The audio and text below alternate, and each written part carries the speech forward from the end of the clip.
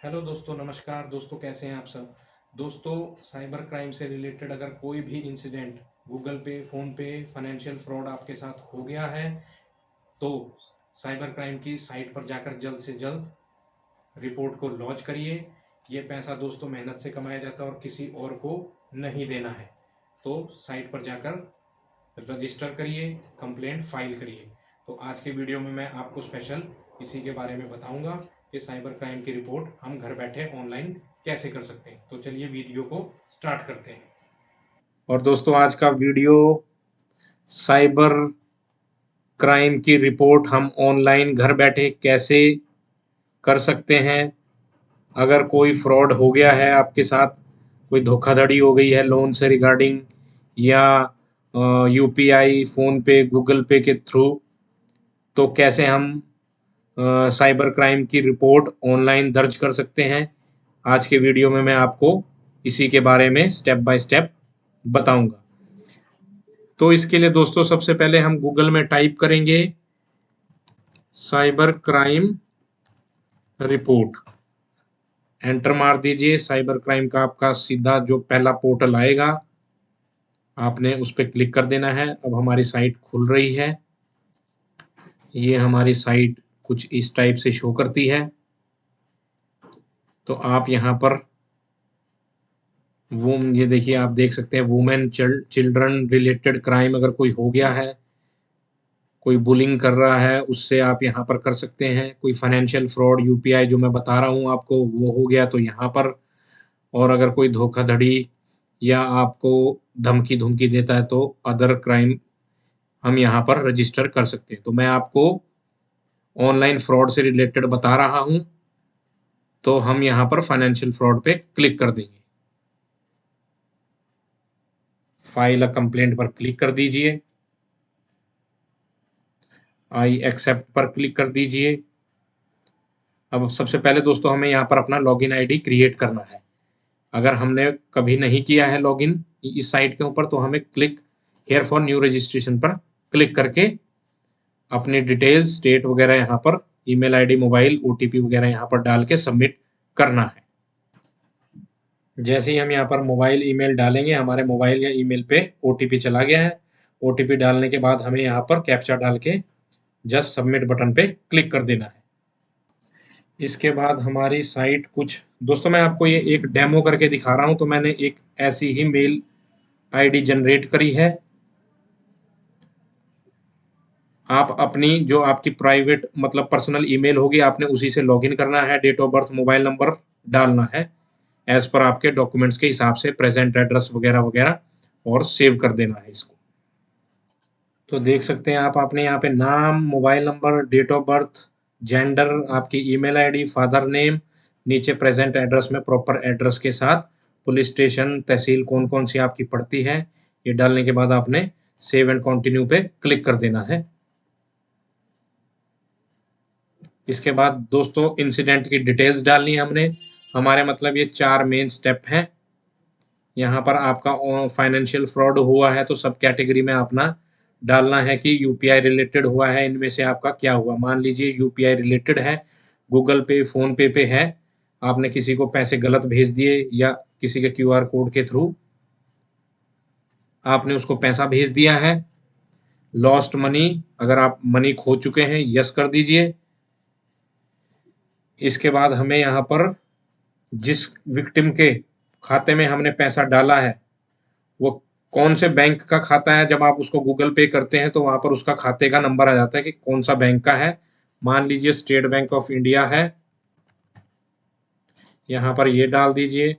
और आपने यहाँ पर किया है फोन पे या गूगल पे, किसके थ्रू आपने उसको पैसे भेजे हैं वो सेलेक्ट कर लेना है। उसकी यूपीआई आईडी, जब आप उसको पैसे ट्रांसफर करते हैं तो वहां पर उसकी यूपीआई आईडी आ जाती है, या उसका खाता नंबर अगर आपके पास है तो आपने यहाँ पर वो डाल देना है।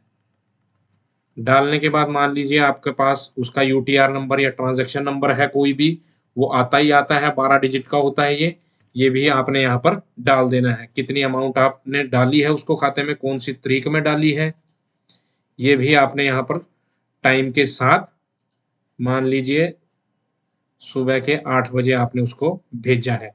और जब आप भेजते हैं उसको तो आपके पास उसका स्क्रीनशॉट के अंदर एक रेफरेंस नंबर आ जाता है, आपने यहाँ पर वो रेफरेंस नंबर भी डाल के सेव कर देना है। इसके बाद जब हम इसे ऐड करते हैं सेव के ऑप्शन पे, तो यहाँ पर ये डिटेल आ जाती है। ये आपने दोस्तों अपने हिसाब से डाली, मैं तो जस्ट आपको एक एग्जाम्पल के तौर पर ये दिखा के बता रहा हूँ कि भाई उसका क्या अकाउंट नंबर है, कितनी मेरी अमाउंट गई है। तो जो आपकी अमाउंट लॉस्ट हो चुकी है आपने यहाँ पर वही डिटेल डालनी है। अगर 4 बारी ट्रांजेक्शन करी है तो आपने यहाँ पर 4 बारी ये ऐड कर देना है। तो यहाँ पर ये अभी फिलहाल 1 है, 3 बारी आपने यहाँ पर और ऐड की ऑप्शन करनी है जितनी भी आपकी पेमेंट जा चुकी है। तो दोस्तों मैं आपको ये बता देता हूँ, अगर आप सही तरीके से इस रिपोर्ट को मतलब लॉन्च करते हैं तो 100% आपका पैसा वापस आ जाता है। हाँ जी दोस्तों, घबराने की जरूरत नहीं, चाहे अमाउंट बड़ी से बड़ी हो छोटी से छोटी हो, ये अमाउंट वापस आ जाती है। बट आपको कंडीशन ये है कि यहाँ पर जो डिटेल्स मांगता है ये आपने एक्यूरेट भरनी है, जो जो आपके साथ हुई है, तो इसका खास ध्यान रखना। अगर आपको सस्पेक्ट का अकाउंट डिटेल के बारे में कुछ पता है तो यस कर दीजिए, अदरवाइज इसे नो छोड़ दीजिए।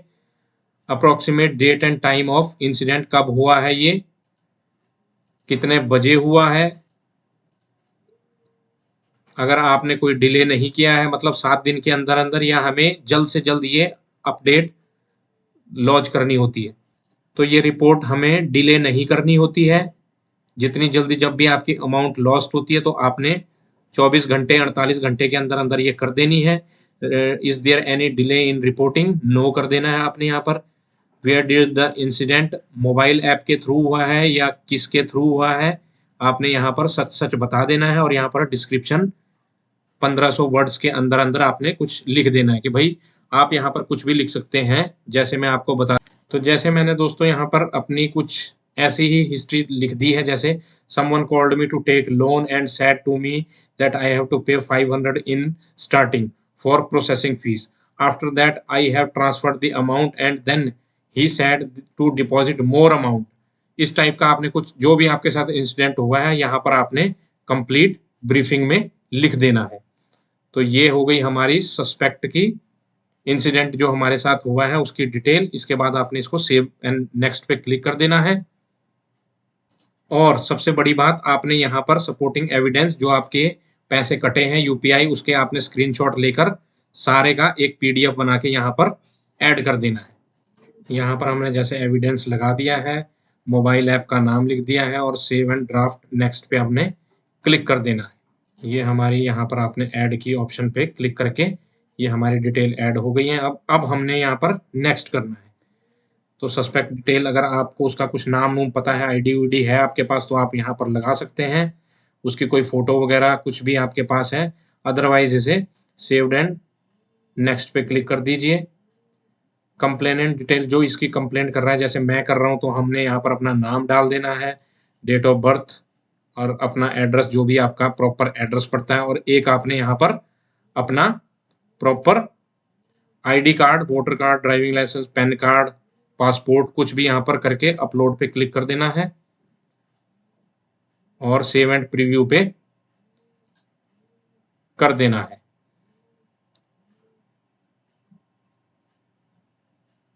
क्लिक करने के बाद यहाँ पर हमें प्रॉपर प्रीव्यू दिखाएगा। ये जो भी है आपने एक बारी डिटेल सेव कर लेनी है। आई एग्री पे क्लिक करके कन्फर्म एंड सबमिट पे आपने क्लिक कर देना है। ये हमारी डिटेल लॉन्च हो जाएगी और हफ्ता 10 दिन के अंदर अंदर हमारा पैसा मतलब साइबर क्राइम वालों की तरफ से हमें फोन वगैरह आ जाएंगे, आरबीआई की तरफ से हमें मैसेज आ जाएगा। तो आपने थोड़ा पेशेंस रखना होता है। कंफर्म करने के बाद आपने इसका एक प्रिंट अपने पास रख लेना है और फ्यूचर में आपको इसकी ज़रूरत पड़ेगी। तो ये हमारी साइबर क्राइम की रिपोर्ट कैसे दर्ज की जाती है, ये आज मैंने आपको इस वीडियो में बताया है। तो साइबर क्राइम से रिलेटेड अगर आपके साथ कोई भी फ्रॉड होता है तो आप इस साइट पे जाकर अपना रजिस्ट्रेशन करके अपनी डिटेल्स डालकर फिल कर सकते हैं फॉर्म को। एक्यूरेट डिटेल्स डालिए और आपका पैसा 100% आपको मिलेगा ही मिलेगा। इसकी कॉपी आपने एक अपने बैंक में देनी है, एक आपने जो इसमें प्रिंट निकला है हमारा लास्ट में, ये एक आपने अपने पुलिस स्टेशन में सबमिट करवानी है, या आप अपने DC office, district deputy commissioner office में भी आप इसकी एक कॉपी साइबर क्राइम वालों को दे सकते हैं।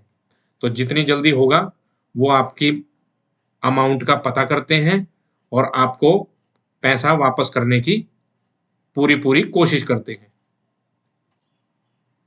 ज्यादा जानकारी के लिए आप 1930 इनका हेल्पलाइन नंबर है, इस हेल्पलाइन नंबर पे कॉल करके आप उन्हें अपनी एप्लीकेशन नंबर जो हमने लास्ट में फॉर्म फिल करते हुए जनरेट हुआ है उसको नंबर को बताकर आप आगे भी इसका मतलब इस रिपोर्ट का कि हमारी रिपोर्ट कहाँ तक पहुंची है, हमारी लॉज रिपोर्ट कहाँ तक पहुंची है, आप इसका पता कर सकते हैं।